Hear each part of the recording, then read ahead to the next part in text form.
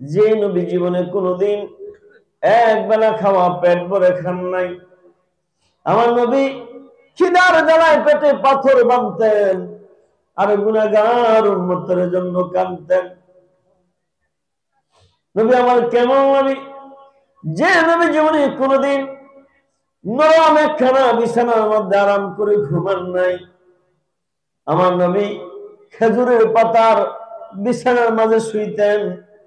আমার নবী জীবনে কোনোদিন নরম একখানা বালিশের মাঝে আরাম করে মাথা মোবারক রাখে ঘুমেন নাই। আমার নবী খেজুরের বিচির শক্ত বালিশের মাঝে মাথা রাখতেন আর গুনাহগার উম্মতের জন্য কাঁদতেন।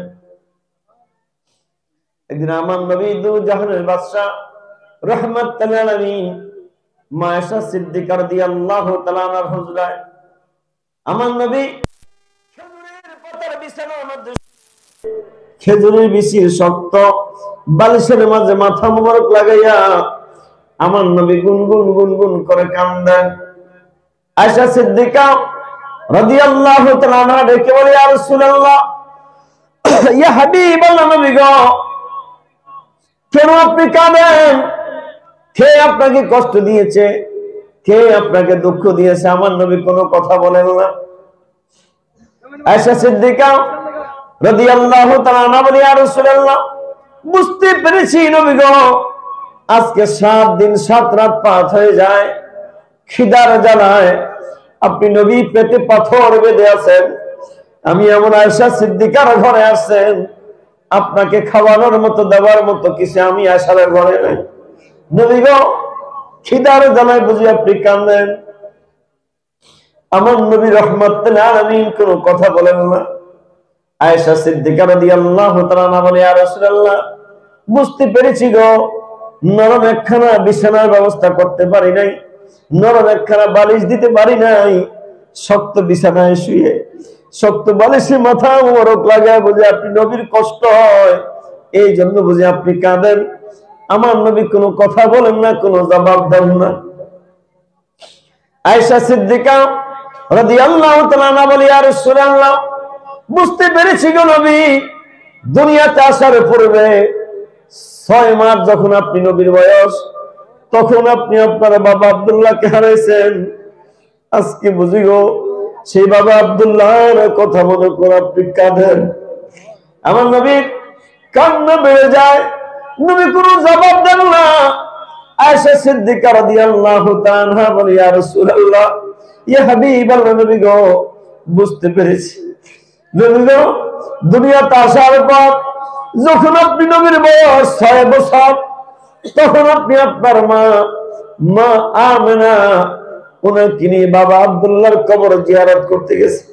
নবী গো, 6 বছর বয়সে বাবা আব্দুল্লাহর কবর জিয়ারত করতে যাইয়া ওই জায়গায় আপনি আপনার জীবনের সবচেয়ে বড় আপন মা আমেনাকে হারাইছেন। আজকে বুঝি গো নবী, সেই মা আমেনার কথা মনে করে আপনি নবী কাঁদেন।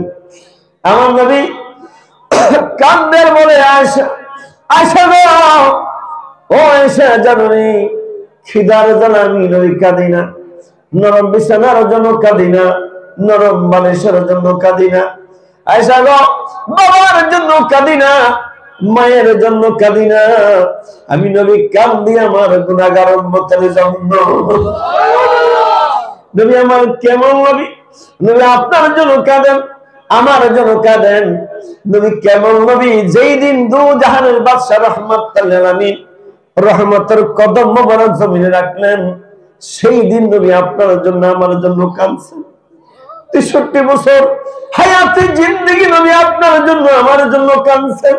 যেই দিন আমার নবী দুনিয়া থেকে বিদায় নেন, সেই দিন নবী আপনার জন্য আমার জন্য কাঁদছেন। এখনো রাউজা মুবারকে শুয়ে শুয়ে নবী আপনার জন্য আমার জন্য কাঁদে। নবী আপনার জন্য আমার জন্য কাঁদে, আর আমরা কার জন্য কাঁদি? এই জন্য কোন আশেক বলেছিলেন, নবীর মায়া ছেড়ে মানুষ কোথায় আছো বুঝি না, তোমার মায়ায় কাঁদে নবী শুয়ে সোনার মদিনা আল্লাহুম্মা মহব্বতে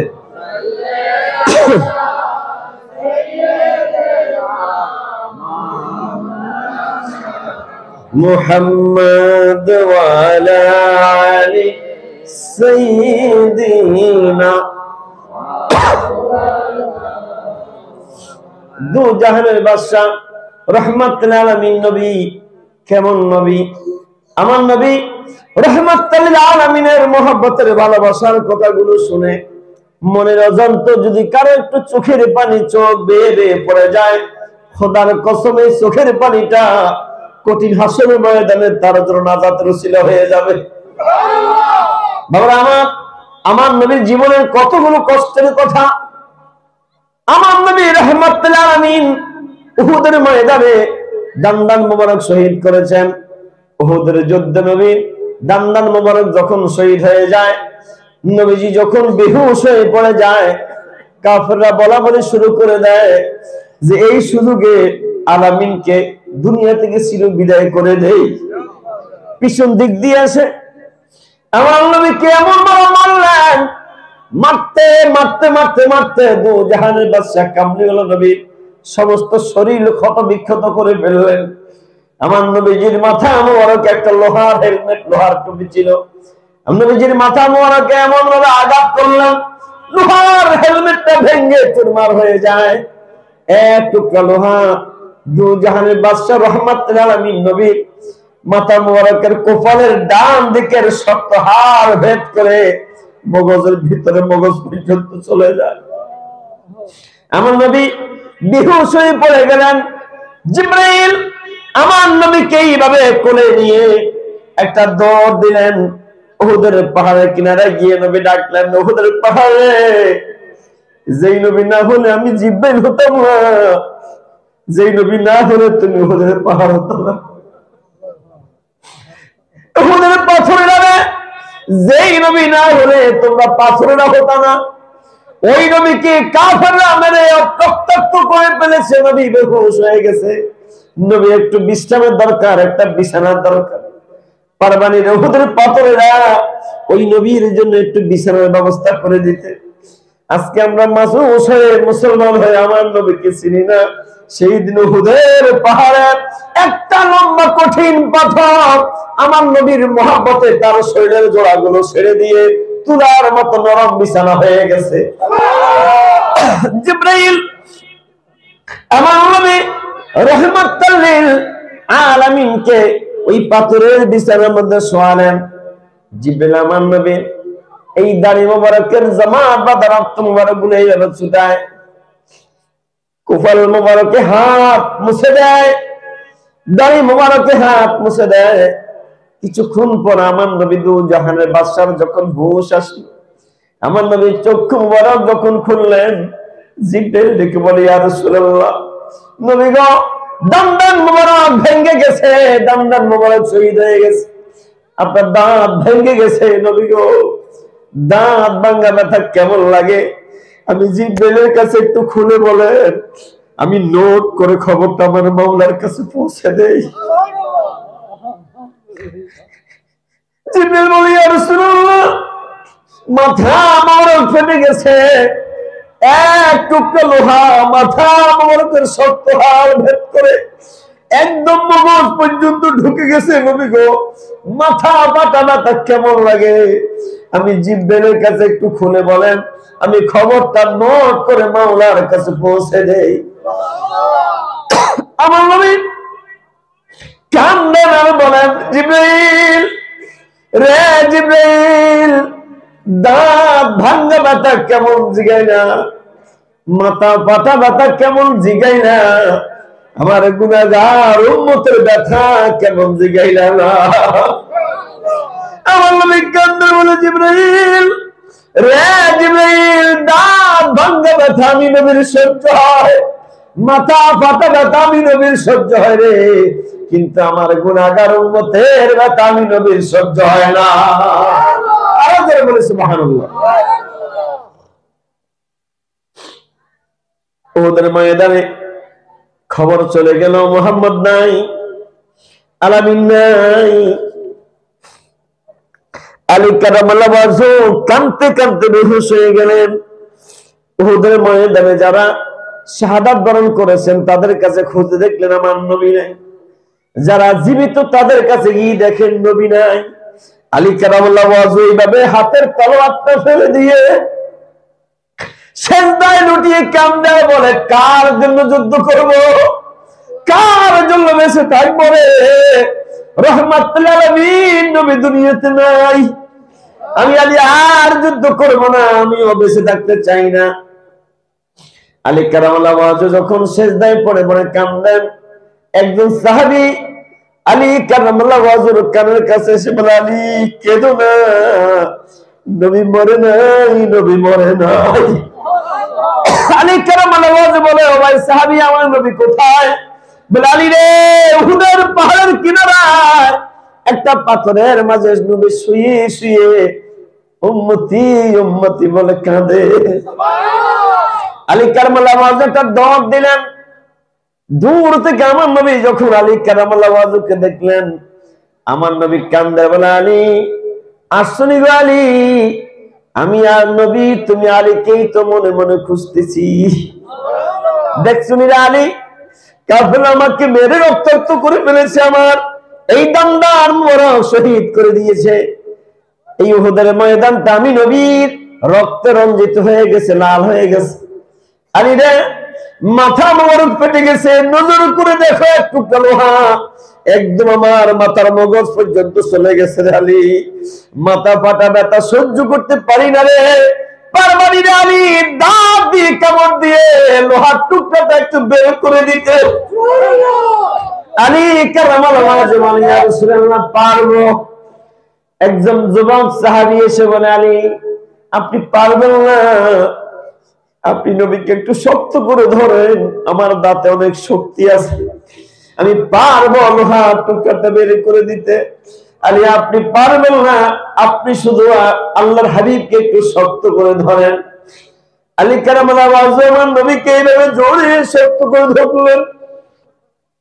ওই সাহাবী আমার নবীজির মাথা মুবারকে হাতটা শক্ত করে ধরে উপর নিচে দুইটা দাঁত দিয়ে লোহার টুকরাটা কামড় দিয়ে ধরে এমন জোরে টান মারলেন, যত জোরে টান মারলেন লোহার টুকরাটা আমার নবীর মাথা মুবারকের ভিতরে এমন শক্ত করে লেগে গেছে, যতই টানে লোহার টুকরাটা যেন আসে না।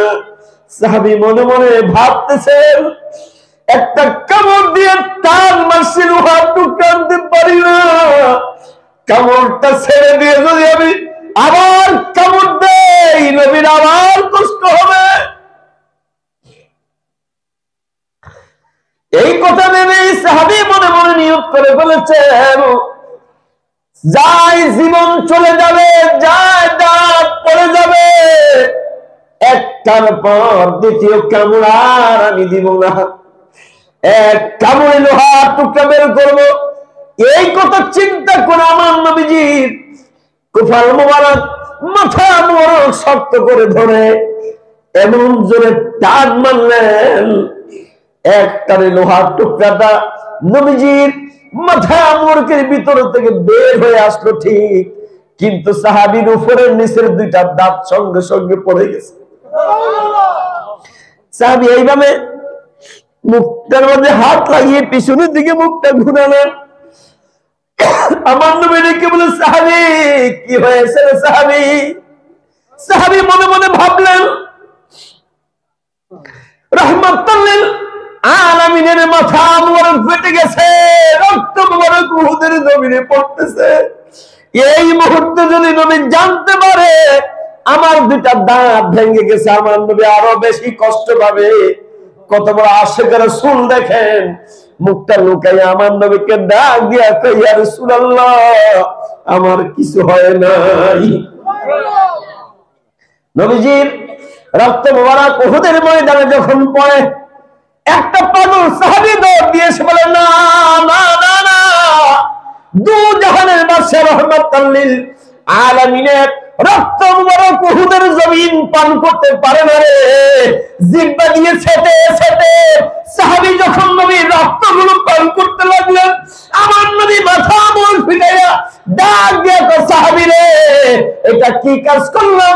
আমি নবীর রক্ত পান করলাম নাকি তোমার জাহান্নাম হারাম করলাম? আল্লাহু আকবার। আমার নবীর শান আমার আল্লাহর দরবারে কত মহান। নবী উহুদের ময়দানে শহীদ হয়ে গেছেন, নবী উহুদের ময়দানে নাই।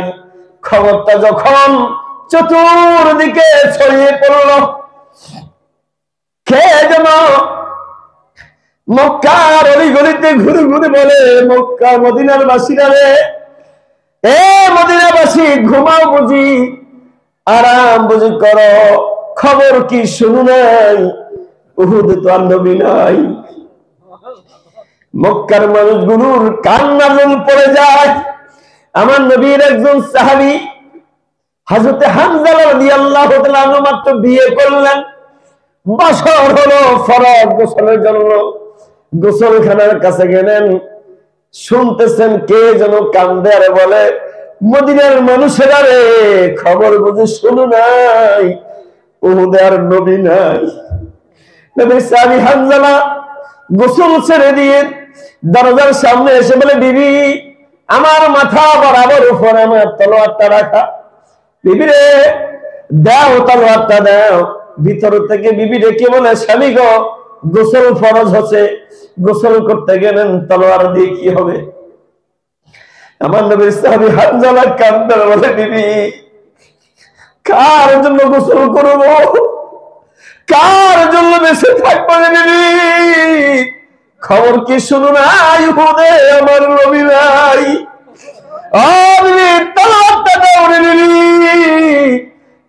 যদি গাজী হয়ে ফিরে আসি দেখা হবে, যদি শহীদ হয়ে যায় দেখা হবে হাসরের ময়দানে।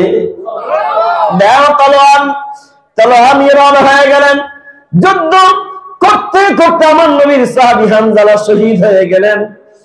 যুদ্ধ যখন শেষ হয়ে গেল, আমার নবী সকল সাহাবীকে ডাকলেন, ঘোষণা দিলেন, সাহাবীরা রে, আজকে উহুদের ময়দানে, উহুদের যুদ্ধে যারা শাহাদাত বরণ করেছে, বিনা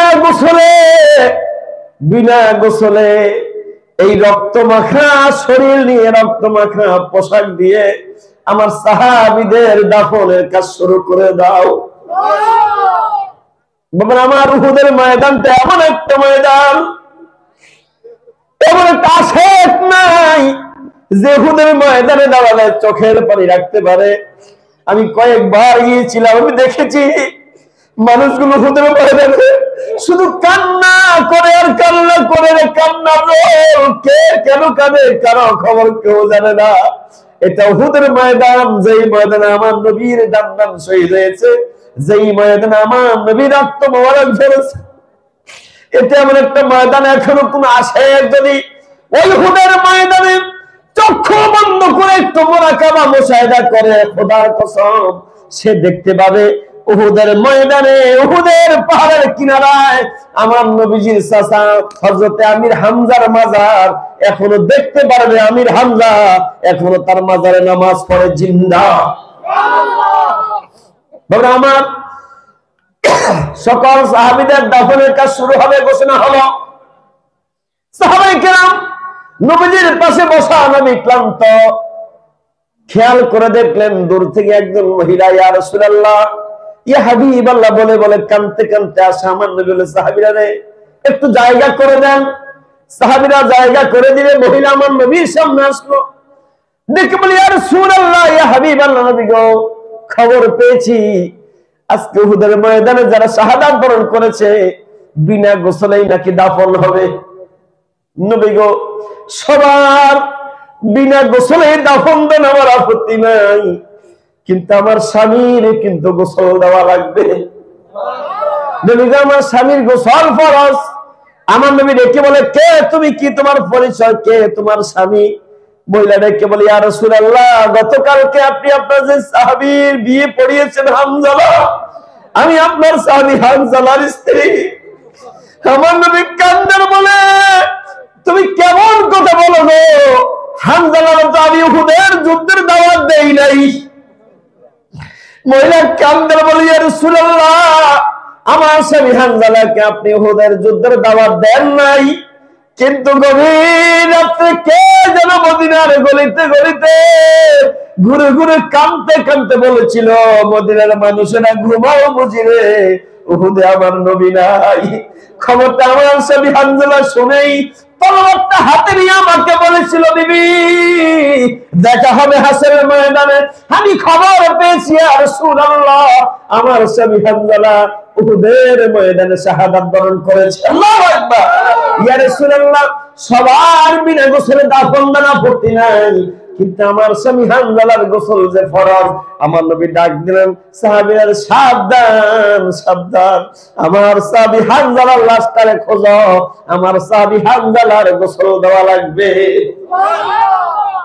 পুরা উহুদের ময়দান তন্ন তন্ন করে খুঁজলেন, কোথায় আমার নবীর সাহাবী হানজালার লাশ পাওয়া যায় না। নবী ক্লান্ত, নবী চিন্তিত হয়ে গেলেন, পরেশান হয়ে গেলেন, হানজালার লাশ গেল কই।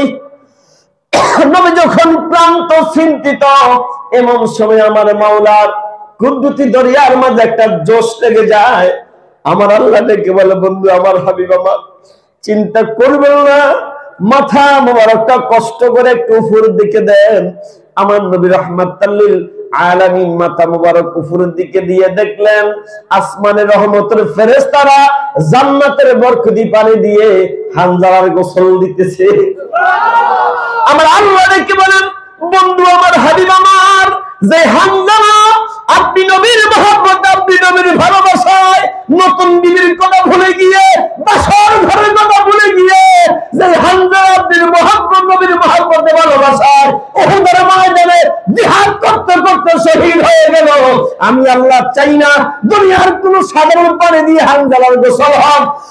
হানজালা যখন শাহাদাত বরণ করলো, আমি আল্লাহ পাক আমার রহমতের ফেরেশতাদেরকে দিয়ে টান ধরে হানজালার লাশটাকে প্রথম আসমানে জান্নাতের বরকতি পানি দিয়া, আসমানের রহমতের ফেরেশতা দিয়া হানজালার গোসলের ব্যবস্থা করে দিছি। আমার নবীর একজন বয়োজ্যেষ্ঠ সাহাবী হযরত সালমান ফারসি রাদিয়াল্লাহু তাআলা সাহাবায়ে কেরামের মাঝে যখন কান্নার রোল পড়ে গেছে, আমার নবীর সেই বয়োজ্যেষ্ঠ সাহাবী হযরত সালমান ফারসি রাদিয়াল্লাহু তাআলা আনহু উনি বলেন, নবী যখন বলেছেন হানজালার গোসল হয়ে গেছে, তেলে হয়ে গেছে। আমার নবী দু জাহানের বাদশা রাহমাতুল আলামিন যা বলেন তাই ঠিক, কিন্তু নবীর কথার সত্যতার জন্য আমি সালমান ফারসি আস্তে আস্তে করে উহুদের ময়দানে গেলাম, হানজালার লাশটাকে খুঁজলাম। আমি দেখলাম একটা কাপড় দিয়ে হানজালার লাশটা ঢাকনা দেওয়া। আমি সালমান ফারসি আসতে গিয়ে হানজালা লাশের কাছে যাইয়া মাথা মোবারকের মুখের উপর থেকে যখন কাপড়টা সরালাম, আল্লাহর কসম আমি সালমান ফারসি দেখলাম হানজালার লম্বা লম্বা চুল দাড়িগুলো বেয়ে জান্নাতের বরকতি পানির ফোঁটাগুলো উহুদের জমিনে পড়তেছে। আল্লাহু আকবার। নবীর মহব্বত ভালোবাসার কারণে জীবন দিয়ে হানজালা কত মর্যাদাবান হলেন।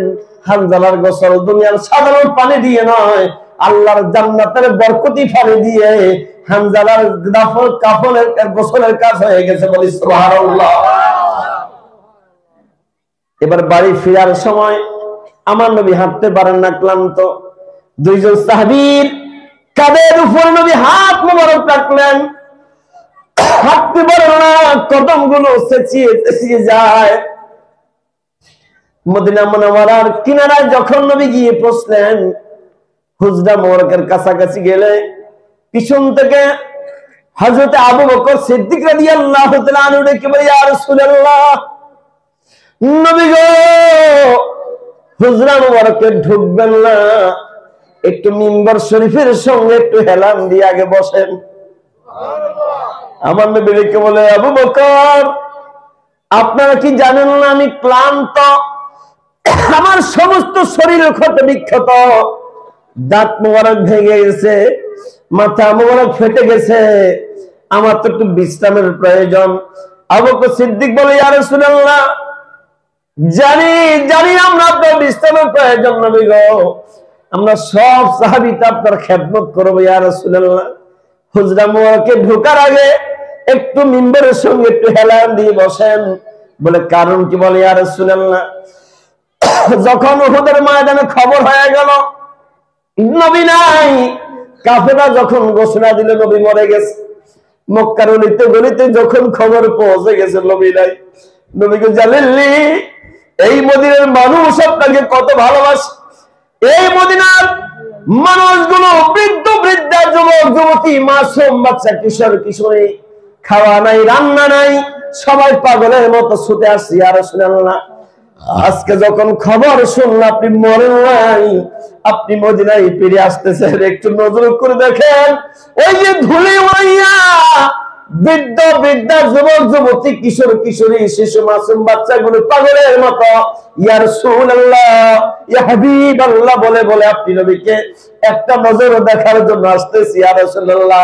এই লোকগুলো জুটিয়েছে আপনি নবীকে না দেখে পাগল হয়ে যাবে, মরে যাবে, নবীকে একটা নজর শুধু দেখা করার জন্য আপনি অপেক্ষা করেন। আল্লাহু আকবার। আমার নবী মিম্বর শরীফের সঙ্গে হেলান দিয়ে বসলেন, মানুষগুলো ঝাঁকে ঝাঁকে আমার নবীর সামনে এসে নবীর চেহারা আনোয়ারের দিকে তাকাইয়া তাকাইয়া শুধু কান্না করে। ছোট ছোট মাসুম বাচ্চাগুলো হাউমাউ করে আমার নবীর দিকে তাকাইয়া তাকাইয়া শুধু কান্দে। দূর জাহানের বাদশা রাহমাতুল আলামিন দেখে বলে, আবু বকর গো, ও আবু বকর, আমার আজকে ওই দিনের কথা মনে পড়ে গেছে। বলে ইয়া রাসূলুল্লাহ, কোন দিনের কথা? আমার নবী বলে, আবু বকর, যেদিন মক্কা ছেড়ে আমি মদিনায় আসলাম, সেই দিন আমার নবী দু জাহানের বাদশা রাহমাতুল আলামিন একটা বড় উটনির পিঠে বসা ছিলেন। মক্কার মানুষগুলো চতুর্দিক দিয়ে আমার নবীকে বেষ্টনী দিয়ে তারা গান গাইলেন, তালাআল বাদরু আলাইনা ওয়াক্তাফাত মিনহুল বুদুর।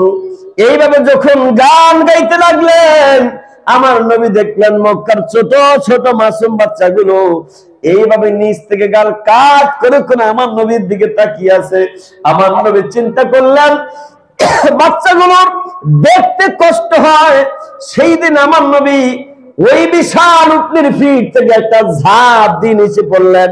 নিচে নেমে ছোট ছোট মাসুম বাচ্চাগুলোকে এই ভাবে টেনে বুকে জড়িয়ে ধরে নবী কান্দার বলে, এই মদিনার বাচ্চারা রে, আমার তো মাও নাই, আমার তো বাবাও নাই।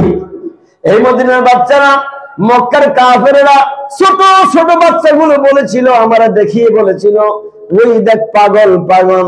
পাগল বলার কারণ তো বাচ্চারা পাগল দেখলে পাথর মারবে। মক্কার বাচ্চারা চিনে নাই, বুঝে নাই, আমাকে পাথর মেরে দেখো, আমার শরীরটা ক্ষত বিক্ষত করে ফেলেছে। এ মদিনার শিশুরা রে, এ মদিনার কিশোর কিশোরীরা রে, তোমরাও কি আমার মারবানি? সেই দিন মদিনার ছোট ছোট মাসুম বাচ্চাগুলো বলেছিল, ইয়া রাসূলুল্লাহ, ইয়া হাবিবাল্লাহ, নবী গো, এত সুন্দর চেহারার মানুষ মারা যায় না, আপনাকে ভালোবাসবো। নবীকে শুধু ভালোবাসবো না নয়, আপনি নবীর জন্য আমরা আপনি নবীর মহব্বতে আমাদের জীবনটা কুরবানি করে দিব। আল্লাহু আকবার। মদিনার সেই ছোট মাসুম বাচ্চাগুলো, কিশোর কিশোরী যুবকরা আমার নবীর প্রেমে সেই দিন জীবন কুরবানি করছে। বলি সুবহানাল্লাহ, সুবহানাল্লাহ, ওয়ালহামদুলিল্লাহ, লা ইলাহা ইল্লাল্লাহ, জোর সুবহানাল্লাহ,